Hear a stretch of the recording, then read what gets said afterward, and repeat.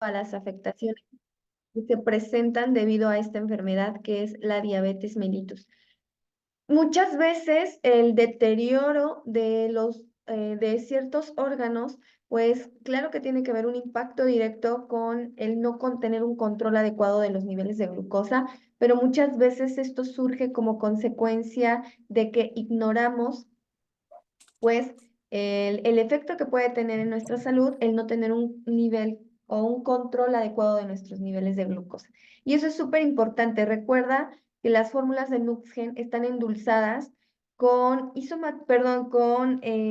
endulzantes que no generan complicaciones a nivel de la glucosa, por lo cual se pueden recomendar directamente a personas que viven con diabetes. Los endulzantes, por su parte, son la stevia, que no genera ningún tipo calórico, no nos genera picos de glucosa, entonces es por eso que nuestros productos pueden ser recomendados ampliamente.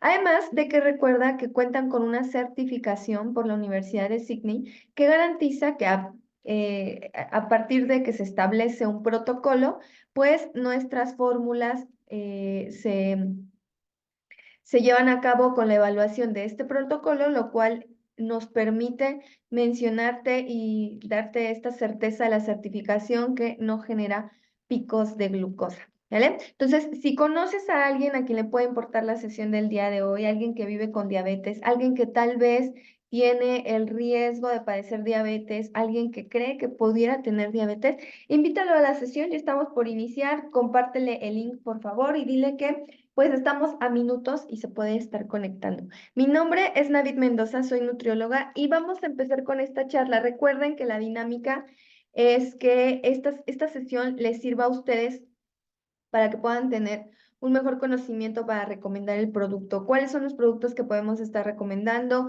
¿En qué dosis? ¿En qué momento? Cualquier duda que tengan al respecto, por favor, siéntanse en total confianza de comentarlo en el chat o al finalizar la sesión poder compartir su pregunta abriendo el micrófono. Entonces, vamos a iniciar y para iniciar primero tenemos que establecer los índices de glucosa, ¿sale? Este índice glucémico que nos va a permitir darnos cuenta si este es un alimento que genera un impacto, si es un alimento apto para nuestros niveles de glucosa o si es un alimento que debemos evitar. El índice glucémico tal cual es una unidad de medida que nos va a indicar lo rápido con lo que se va a elevar la glucosa en la sangre. Eso es lo que nos va a estar indicando. Si lo vemos aquí, pues viene representado como un semáforo en color rojo, amarillo y verde, lo cual pues nos va a indicar que los de color rojo son aquellos alimentos que van a generar un pico de glucosa, que por consiguiente deberíamos de tener muchísimo cuidado con su consumo. Por su parte tenemos los de color amarillo que van a generar un mediano índice glicémico y los de un bajo índice glicémico. Esto significa que cada alimento que pertenezca a este grupo puede ser el efecto que cause en nuestra glucosa. Y una manera de representarlo visualmente es esta gráfica, en donde por los colores que se ven, pues vemos que todos estos alimentos que están en rojo, como puede ser el refresco, como puede ser el pan, como puede ser los alimentos procesados, principalmente las harinas refinadas, pues vemos que antes de los 30 minutos alcanza un pico máximo. Este tipo de alimentos son perjudiciales para aquellas personas que ya viven con diabetes porque van a disparar sus niveles de glucosa. ¿Sí? Entonces es importante que las personas que viven con diabetes se alimenten de alimentos de mediano o de bajo índice glicémico. Y como lo vemos aquí en la gráfica con el color verde, no generan un pico. Al final todos los alimentos nos van a dar glucosa porque es parte de, y nuestro cuerpo necesita a la glucosa como fuente principal de energía, pero no genera un pico. Lo que aquí visualmente podemos ver es como una curvita, una pancita, la cual al no generar este pico, pues no va a alterar directamente nuestros niveles de glucosa. Entonces eso es súper importante. Si yo quiero tener un mejor control en mi glucosa, la suplementación me va a ayudar muchísimo, pero como base recuerda que tiene que estar la alimentación. Como base tienes que disminuir el consumo de ciertos alimentos o evitarlos para que puedas tener un mejor control. Ahora, todo esto viene como consecuencia de la obesidad. La obesidad va a generar un mayor incremento de grasa la cual también se va a almacenar en el tejido adiposo o principalmente en la parte abdominal, como él va a elevar también nuestros niveles de triglicéridos y esto nos va a llevar a una resistencia a la insulina. Como consecuencia de la resistencia a la insulina se pueden presentar cuadros metabólicos como las dislipidemias, o sea, elevados niveles de colesterol, de triglicéridos, enfermedades cardiovasculares que vienen de la mano también, un mayor índice o mayor riesgo a padecer un infarto, a padecer una embolia, a padecer una parálisis, un derrame. Y la diabetes mellitus está en medio de todo esto, ¿no? O sea, todo, si no cuidamos nuestros niveles de glucosa, pues esto nos va a disparar los niveles de colesterol, los niveles de triglicéridos, el mayor riesgo cardiovascular. Incluso hay un mayor riesgo por el nivel de cortisol que se produce como consecuencia de la inflamación crónica a nivel celular, que pues se pueda presentar esta enfermedad del cáncer, ¿sí? Ahora vamos a iniciar por etapas. Si ya dijimos que el índice glucémico es una unidad de medida que nos va a indicar o va a ser de ayuda, va a ser un parámetro para darnos cuenta de qué alimentos son los que hay que evitar o por lo menos los que hay que consumir en menor cantidad, pues tenemos que hablar primero de la resistencia a la insulina. Coloquialmente vamos a escuchar que la resistencia a la insulina es como la prediabetes, como el riesgo A, como el todavía no me la diagnostican, pero me dijeron que ya tengo un poco de alteración en mi glucosa. Entonces, la resistencia a la insulina no es otra cosa más que el páncreas trabajando de más. ¿Por qué el páncreas? Bueno, la glucosa, como lo podemos ver aquí en la imagen de manera gráfica, se va a representar como los cubitos de azúcar, ¿sí? Entonces, estos cubitos de azúcar son lo que alimenta a la célula. Es lo único que puede alimentar a la célula. La célula se alimenta solamente de glucosa. No se alimenta de grasa, no se alimenta de proteínas, no se alimenta de vitaminas, no se alimenta de minerales. Se alimenta de glucosa y la glucosa es lo que permite que se realicen los procesos metabólicos para que nosotros podamos obtener energía, ¿sí?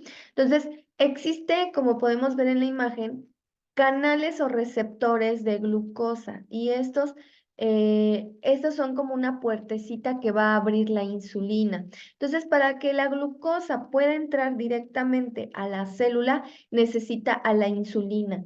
Si no, no hay manera. La glucosa no puede entrar a la célula.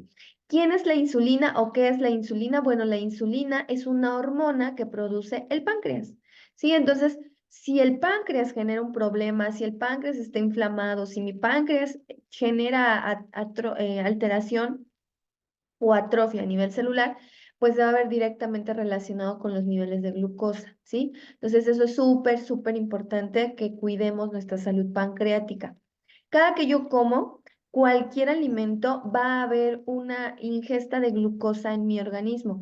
La diferencia es la cantidad. Si yo me como un pan, pues va a haber mucha cantidad de glucosa. Si yo me como una verdura, la cantidad de glucosa es más pequeña, ¿sale? Pero el chiste es que sigue necesitando a la insulina. La insulina la vemos representada en este gráfico como una llave, ya que como les mencionaba, permite el acceso de la glucosa a la célula, ¿sí? En el caso de la resistencia a la insulina, se manda una señal y se le dice al páncreas que hay que producir una cantidad mayor de insulina debido a las grandes cantidades de glucosa que se están presentando. Entonces, el páncreas se ve forzado a tener que producir más, tener que trabajar más, pero lo que hace la glucosa también es que daña indiscriminadamente a estos receptores, a estas puertas. Al dañarlas, entonces estas puertas se atrofian, como vemos en la imagen, las que tienen una X, y entonces, a pesar de que haya insulina, pues no se puede abrir. Entonces, este receptor de insulina es como la chapa, ¿sí? Nosotros, aunque tengamos una llave, si la chapa no sirve, pues no podemos abrir la puerta. Entonces, eso es muy similar, ¿sí? Entonces, como consecuencia de que los altos niveles de glucosa que están circulando, se daña esta chapa, se daña este receptor de insulina, y entonces en automático se manda una señal como diciendo, hay muy poca insulina, produce más, porque alguna tiene que abrir la puerta. Entonces, hay una producción excesiva de insulina, lo cual me lleva a una resistencia a la insulina. La resistencia a la insulina en primera instancia va a hacer que mi cuerpo se sienta muy cansado, o sea, yo me sienta más fatigado de lo normal, va a generar que yo acumule más grasa, principalmente en la zona abdominal, y desde aquí viene la complicación del por qué no pierdo peso, por qué no puedo lograr perder peso, y es consecuencia también muchas veces de la resistencia a la insulina. También se puede presentar la acantosis nigricans y esta es el obscurecimiento de ciertas zonas o pliegues en específico, como puede ser, por ejemplo, el cuello, las axilas, las ingles, entre los codos. Entonces, esto es una consecuencia que se puede presentar como un cambio hormonal, consecuencia de la resistencia a la insulina, ¿no? Entonces, esta vez es cuando vemos el cuello así como negrito, manchado, que apareciera que es mugre, pero no se quita con el baño, pues eso es una resistencia a la insulina. Ojo, muchos de nosotros podemos irnos por la parte cosmética e invertir grandes cantidades de dinero para comprar una crema, la cual no me va a quitar esa mancha porque esta mancha es a nivel endocrino, como consecuencia de que la insulina se está produciendo en una mayor cantidad.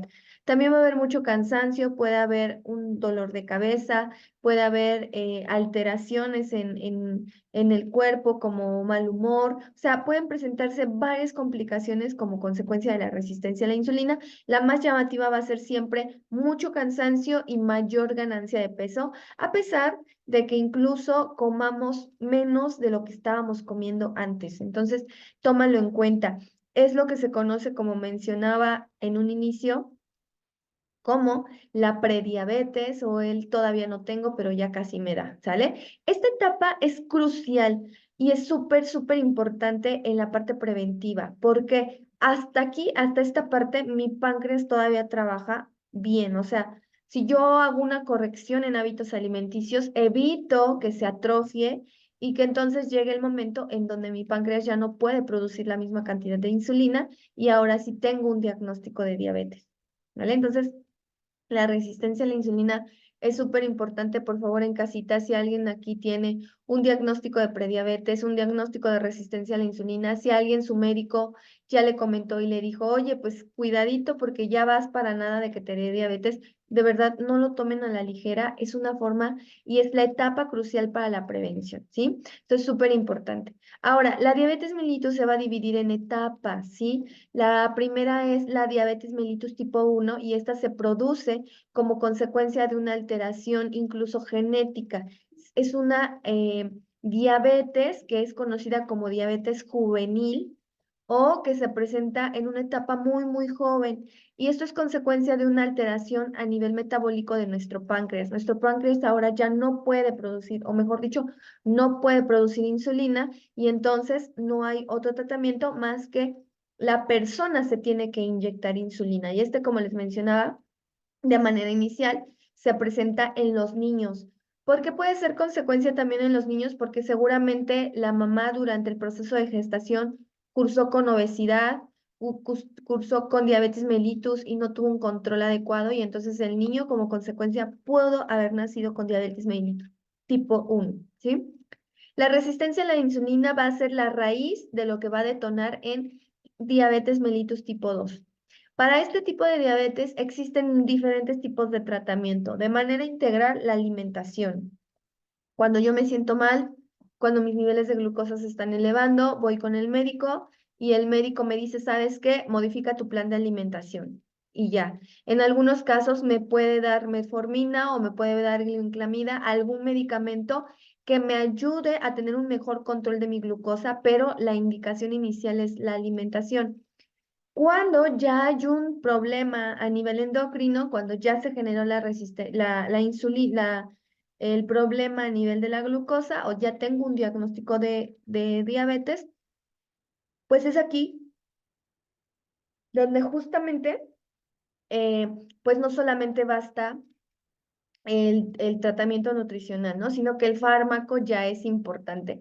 Y si yo todavía me descuido mucho más de eso, pues mi páncreas llega a disminuir todavía la cantidad de insulina que produce, que ojo, desde que ya hay un diagnóstico de diabetes mellitus, el páncreas ya no produce la misma cantidad de insulina. Esto es consecuencia de que mi páncreas está produciendo una cantidad mínima, muy, muy poquita. Entonces, aquí es súper importante tomarlo en cuenta porque ya puede haber personas que viven con diabetes a las cuales se les tiene que inyectar insulina como parte también del tratamiento. Y la última que mencionábamos, que es una diabetes que se presenta en el embarazo, es la diabetes mellitus gestacional. Y esta es consecuencia de que la mamá por el embarazo o inició su embarazo con obesidad. Durante el embarazo hubo una ganancia de peso mayor a la esperada, hubo malos hábitos alimenticios y bueno, esta es la única diabetes que sí se puede quitar. Que en el término del embarazo, si se cuida la alimentación y si la madre va cuidando constantemente sus niveles de glucosa, puede regularse y posterior al parto, incluso puede que ya no exista esta alteración, ¿sale? Entonces, esos son los tres tipos de diabetes mellitus que se presentan y claro que el que nos vamos a enfocar mucho más, pues es en el de diabetes mellitus tipo 2 porque es el más común. Entonces, eso es súper importante para nosotros porque si bien puede ser que alguien en sala viva con diabetes mellitus tipo 1, la más común y la más predominante hoy en día es la diabetes mellitus tipo 2, ¿sale? Entonces, vamos a saber un poquito más acerca de esta enfermedad. En primera instancia, como les mencionaba, esta fisiopatología, de manera muy básica para que ustedes lo entiendan, pues nosotros obtenemos la glucosa de todos los alimentos, ¿no? Por medio de la digestión y nos la dan cualquier alimento, ya sea un chicle, ya sea una manzana, ya sea la espinaca, todos los alimentos nos van a dar glucosa, con excepción de que si yo me como una cuchara de aceite, es lo único que no me estaría dando glucosa, porque incluso la carne, a menos de asegurar que es completamente carne magra, puede estar incluso libre de carbohidratos. Pero todo lo demás me va a dar glucosa. La diferencia es la cantidad de glucosa. No va a ser la misma cantidad de glucosa que me dé una espinaca a la que me dé un pan, ¿sale? Entonces eso es súper importante. La glucosa se utiliza directamente para darnos energía. Esa es la principal función de la glucosa. Además de que la glucosa es lo que alimenta al cerebro. El cerebro se alimenta de glucosa y de oxígeno. Entonces, cuando yo no como bien, cuando me estoy mal pasando, cuando hay ayunos prolongados y entonces de repente me cuesta trabajo tomar decisiones, me cuesta pensar, pues todo esto es consecuencia de que está faltando glucosa en tu cuerpo, ¿sale?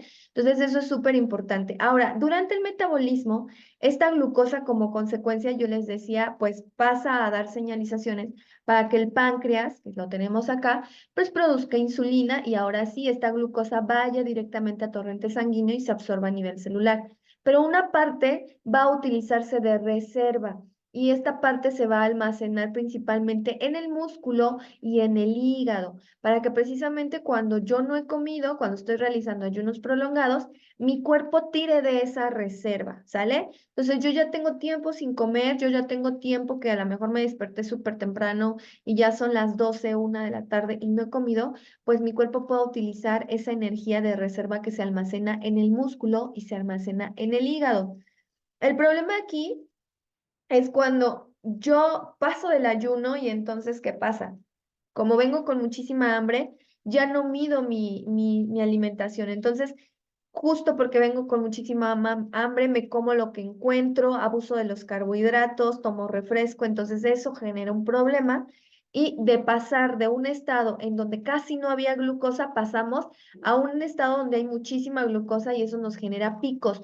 Los picos son lo que más nos va a afectar a nivel de los órganos, ¿sale? Y esto va a causar daños por consecuencia de no tener un buen control en nuestros niveles de glucosa. El primer daño, si yo no controlo mis niveles de glucosa, va a ser una alteración en el páncreas, lo cual me va a llevar a una diabetes mellitus, ¿sale? Entonces, esta no solamente se va a quedar aquí, sino que muchos de ustedes que ya conocen esta enfermedad, que ya han escuchado acerca de esta enfermedad, saben que vienen otras alteraciones como consecuencia de una diabetes mellitus, como cuál, en este caso es la neuropatía. La neuropatía es una enfermedad que va a afectar directamente al sistema nervioso, principalmente al nervio periférico, y va a ocasionar molestias. Son las personas que vamos a ver que se quejan porque hay dolor, hay hormigueo, hay entumecimiento, sensación de ardor. Entonces, todo esto tiene que ver porque ya no hay una adecuada señalización a nivel de los nervios. Se están dañando. La diabetes es una enfermedad que daña vasos sanguíneos de manera indiscriminada y al dañar vasos sanguíneos, esto impide que los nutrientes lleguen de manera adecuada a las células de todo nuestro cuerpo. en específico las del sistema nervioso, que son las neuronas. Y entonces, ¿por qué o lo más común que vamos a escuchar en estas afectaciones son alteraciones en manos y en pies? Vas a conocer gente que te va a decir que siente mucha pesadez en las piernas, en los pies, que siente hormigueo, que siente ardor, que le molesta al caminar o incluso que pierde la sensibilidad. Bueno, pues esto en primera instancia es porque las extremidades como manos y pies son lo más alejado de nuestro sistema nervioso del cerebro, ¿no? Entonces, recuerda que la neurona se tiene que conectar una con otra, pero es un sistema tipo cableado, como de redes. Y entonces, si el mensaje no se manda de manera correcta, pues se va perdiendo y eso afecta directamente a los síntomas.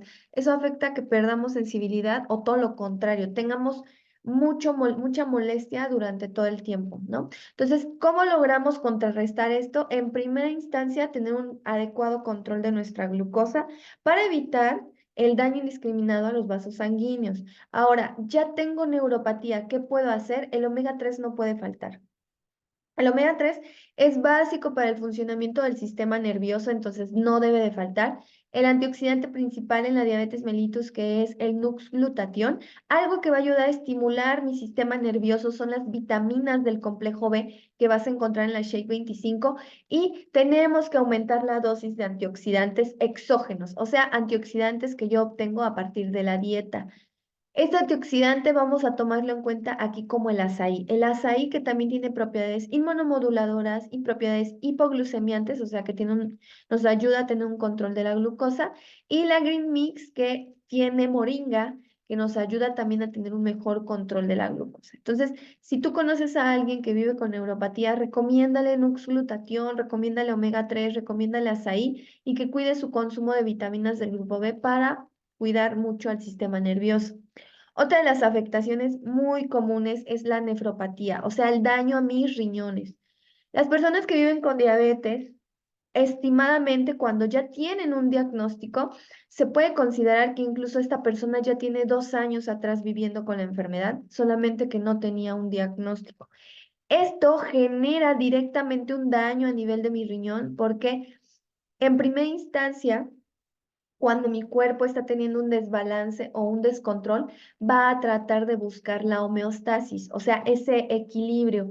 Y la primera manera de que lo va a hacer es tratar de eliminar toda la glucosa que hay de más por medio de la orina, ¿sí? Entonces, al nosotros aumentar el filtrado glomerular, o sea, aumentar el que se expulsen toxinas, el que se expulsen desechos o residuos a nivel de la orina, genera un problema a nivel del riñón, lo inflama. Y como consecuencia de esto, posterior al diagnóstico de la diabetes, pues ya hay un daño renal, porque por mucho tiempo hicimos que mi riñón trabajara además para que pudiese compensar de alguna manera la eliminación de de la glucosa, ¿sale? Entonces, ¿qué notamos en una neuropatía, en una nefropatía diabética? También hay un descontrol de la presión arterial, hay edematización, o sea, se hinchan las manos, se hinchan los pies, se hincha la cara.